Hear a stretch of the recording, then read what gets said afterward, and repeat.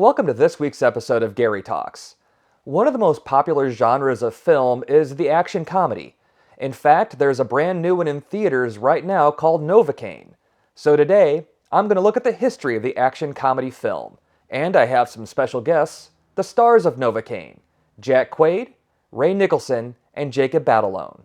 The action comedy is really a hard genre to nail. I mean, some movies are too much action, not enough comedy, or too much comedy, not enough action. But when that balance is struck perfectly, those movies are generally blockbusters and everyone loves them.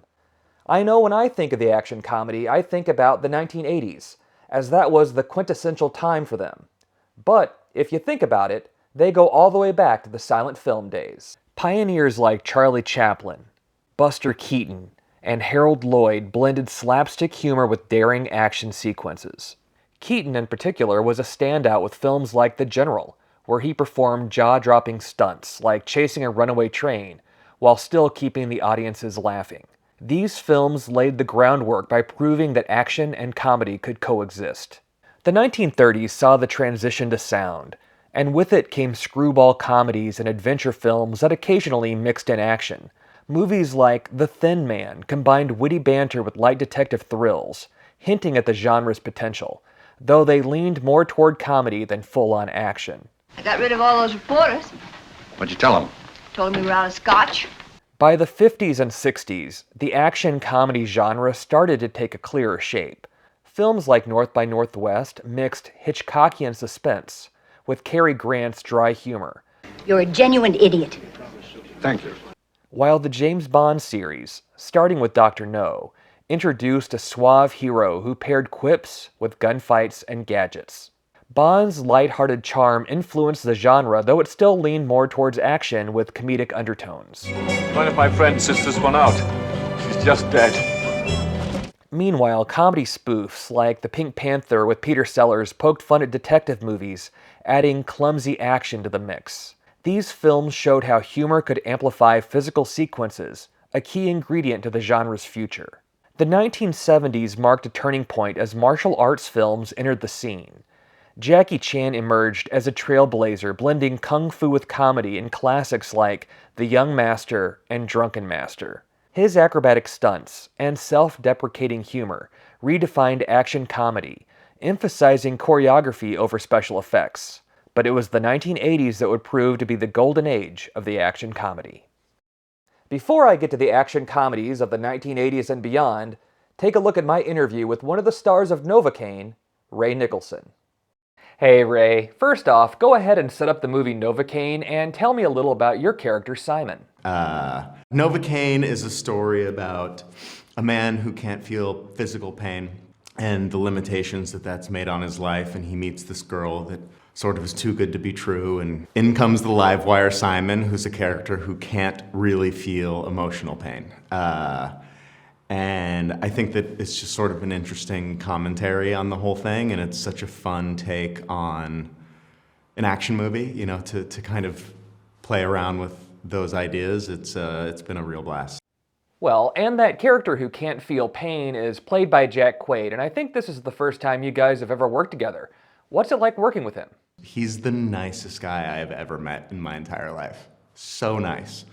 And it's, honestly, his niceness is intimidating because he's such a good guy, and I'm like, I'm not that good of a guy, you know? But I really love working with someone like Jack too, because he's so hardworking. I mean, I always work really hard, but having somebody else that, you know isn't cheating on a meal, isn't, kind of falling asleep before looking at the script, like that is so inspiring to be around, and I'm just so grateful to have the chance to meet him. He's a really good dude.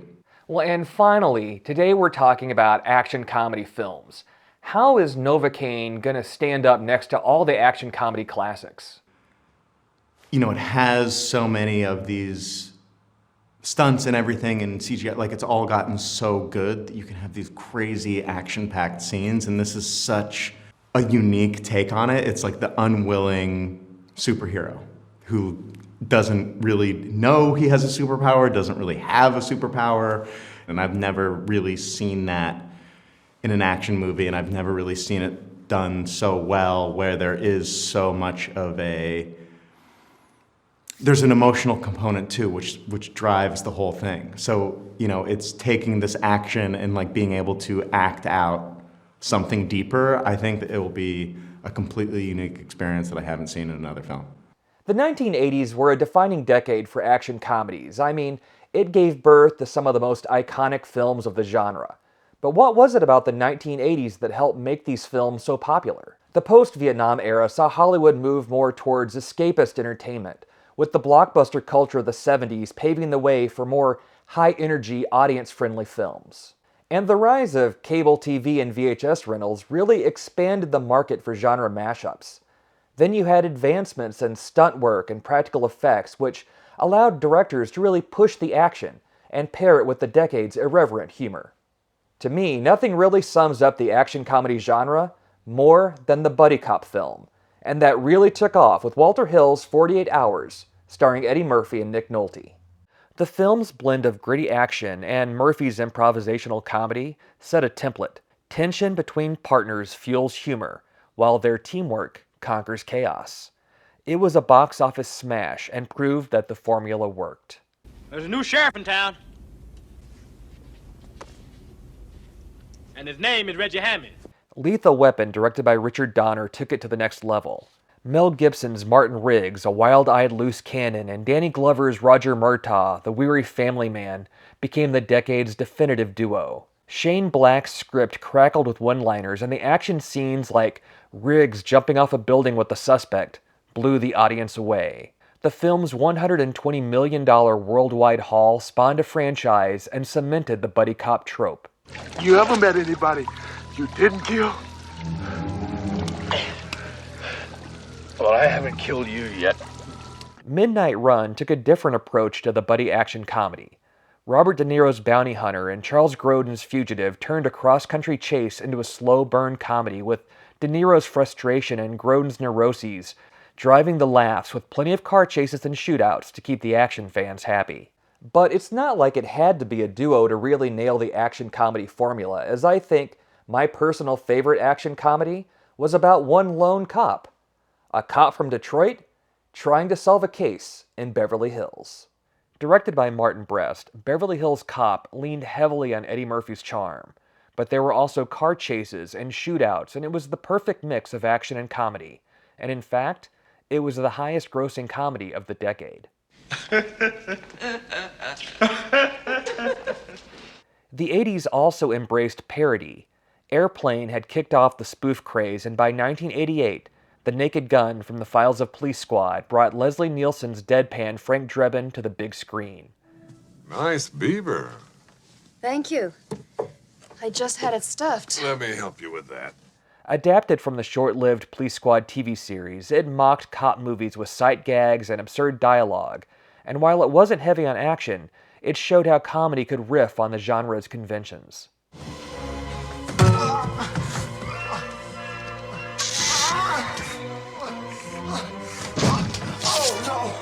The 80s really defined action comedy for decades.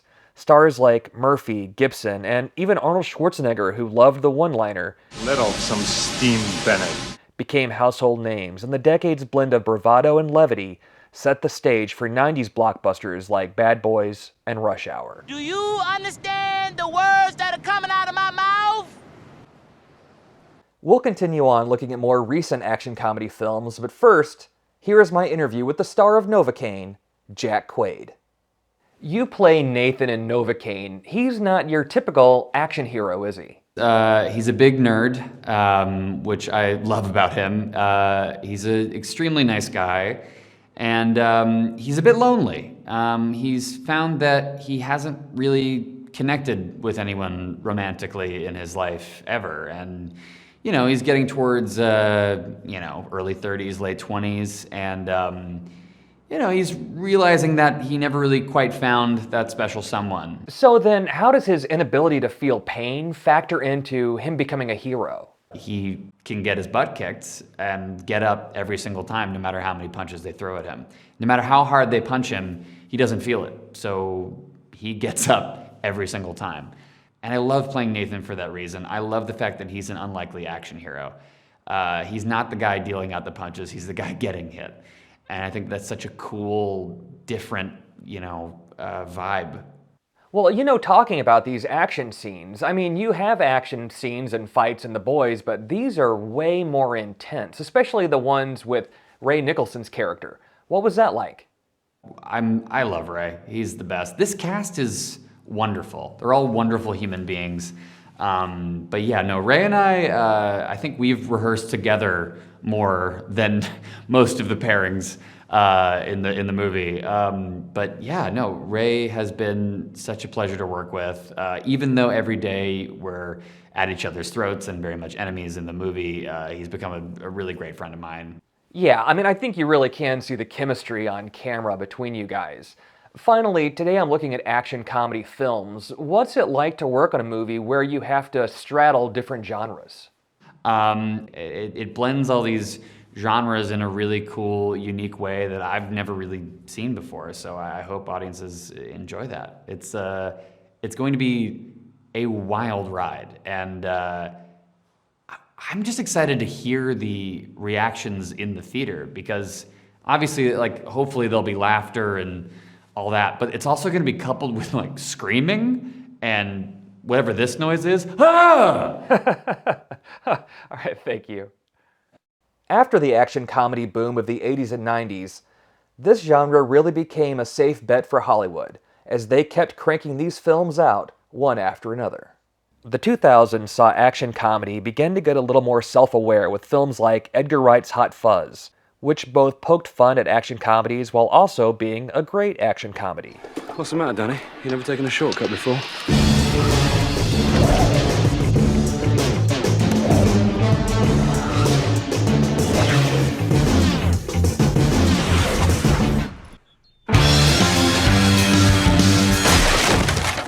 Trey Parker and Matt Stone also got into the fun with Team America: World Police, which was a top-notch action comedy featuring puppets.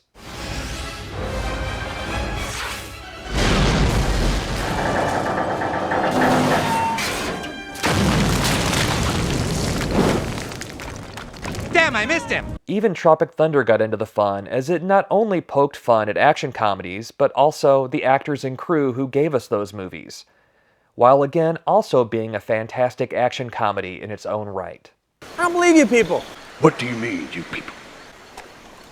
What do you mean, you people? Speaking of Robert Downey Jr. movies, Marvel's influence kicked in with Iron Man, where Robert Downey Jr.'s sarcastic Tony Stark turned superhero films into action comedy goldmines. Deadpool later doubled down with crazy humor and fourth wall breaks. Nobody's getting hurt.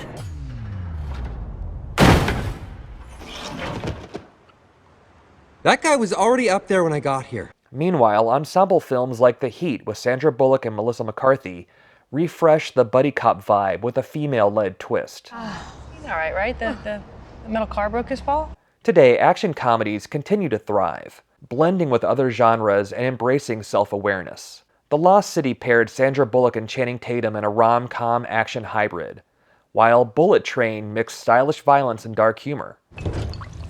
You sure you want to talk this out? Not particularly, no. Okay.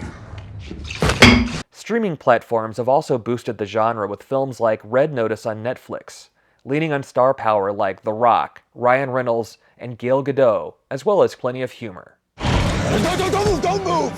Why? Bulls have terrible eyesight, but they can sense motion. You're thinking of Jurassic Park.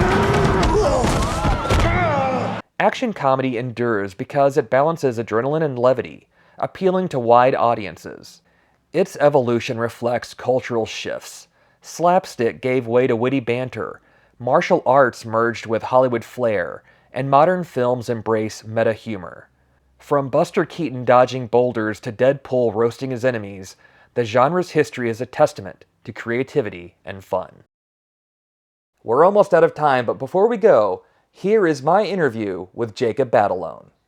Your character Roscoe is best friends with Jack Quaid's character Nate. Tell me a little about their relationship. We're friends over a video game, for Nate can't really go outside and hurt himself. So he's found a friend over a video game. And we have not met in person up until the third act of the movie, so it'll be a really crazy ride. Well, since you are Spider-Man's best friend, you know about hanging out with people with superpowers. So would you say that Nate's inability to feel pain is kind of a superpower? It's not necessarily a superpower. It's very human, and I think that's a very new take on superhero movies, and I think the superhero thing is very turned on its head with this movie. Yeah. Well, what are you most excited for audiences to feel after seeing Novocaine? I think the thing that I'm most excited for audiences to see is just the amount of sheer action that Nate goes throughout the movie.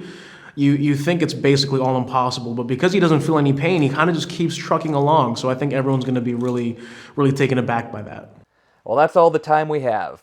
Next week on Gary Talks, I'm going to look at my top 10 favorite TV spin-offs, and I'll be talking to the creators and stars of the new Mythic Quest spin-off, Side Quest. See you guys next week. From capes to tapes, Gary's on the case. He's breaking down each scene, every place. On Gary Talks, he's quick with his peculiar wits. From plot twists to the comic strips, Gary's flipping sick.